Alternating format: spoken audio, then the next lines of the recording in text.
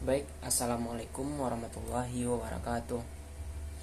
Perkenalkan, nama saya Muhammad Alif dengan NIM 2208737. Di sini saya selaku kelompok 6 akan membuat tugas mandiri dengan mempresentasikan materi kelompok saya dengan yang berjudul menganalisis acara perlombaan dan susunan acara dalam cabur atletik.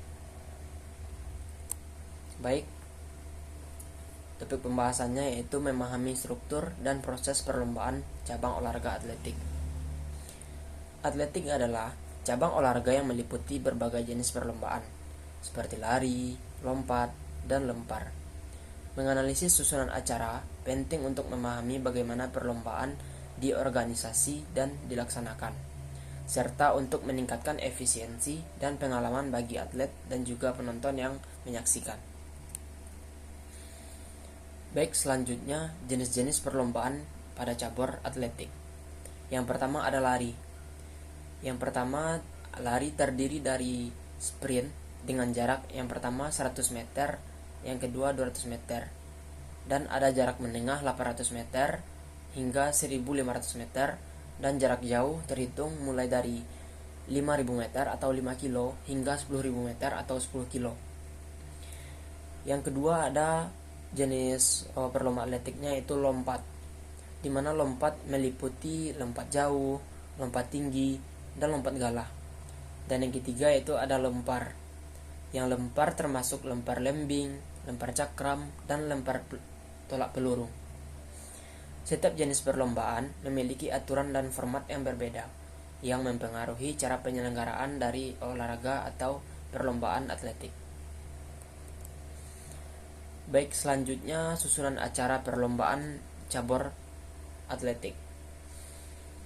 Susunan acara biasanya mencakup beberapa tahap.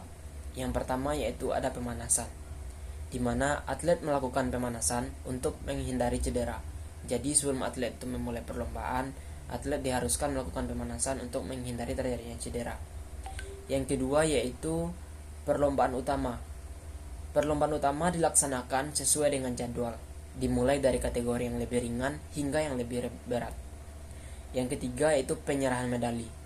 Setelah perlombaan selesai, pemenang diumumkan dan medali diberikan. Maksudnya di sini, setelah selesai perlombaan, maka masuklah kepada tahap penyerahan medali atau pengumuman siapa pemenangnya. Jadi siapa pemenangnya, disitulah pemenang akan mendapatkan dan diberikan medali. Selanjutnya contoh susunan acara dalam cabang olahraga atletik. Yang pertama yaitu lari 100 meter, lari 400 meter, lompat jauh, dan lempar lembing. Selanjutnya itu proses pelaksanaan perlombaan. Yang pertama, sebelum dilakukannya proses pelaksanaan perlombaan, ada namanya sesi pendaftaran, di mana atlet mendaftar untuk mengikuti perlombaan, baik secara individu maupun tim. Yang kedua yaitu kualifikasi, yaitu beberapa perlombaan mungkin memerlukan tahap kualifikasi untuk menentukan atlet yang akan bertanding. Maksudnya di sini ada beberapa macam atau ragam jenis lomba diperlukan sebuah tahap kualifikasi untuk menentukan atlet mana yang berhak untuk bertanding. Selanjutnya itu masuk kepada tahap pelaksanaan, di mana perlombaan dilaksanakan sesuai dengan jadwal yang telah ditentukan dan dengan pengawasan juri yang telah disepakati dengan adanya technical meeting sebelum pelaksanaan perlombaan. Yang keempat atau yang terakhir yaitu penilaian, di mana hasil perlombaan dinilai oleh juri dan diumumkan secara resmi di hadapan semua atlet yang bertanding. Baik, selanjutnya yaitu faktor yang mempengaruhi perlombaan. Yang pertama ada kondisi cuaca. Cuaca yang buruk dapat mempengaruhi performa atlet, seperti angin kencang atau hujan. Contohnya, saat adanya perlombaan lari di area terbuka atau outdoor, hal-hal seperti ini dapat mempengaruhi perlombaan. Sama halnya saat angin kencang dapat mempengaruhi karena kita melakukan perlombaan di outdoor atau ruangan terbuka. Dan begitu juga dengan hujan dapat mempengaruhi perlombaan yang sedang berlangsung. Yang kedua yaitu kondisi fisik atlet. Kesiapan fisik dan mental sangat penting untuk mencapai performa terbaik. Jadi, atlet diharuskan sebelum perlombaan harus mempersiapkan dengan matang kondisi fisik yang matang untuk perlombaan dapat dilakukan secara baik. Yang ketiga yaitu peralatan. Peralatan maksudnya di sini kualitas peralatan yang digunakan seperti sepatu dan alat lempar juga berpengaruh pada hasil perlombaan. Untuk mencapai perlombaan yang berkualitas, peralatan yang digunakan harus juga peralatan yang berkualitas.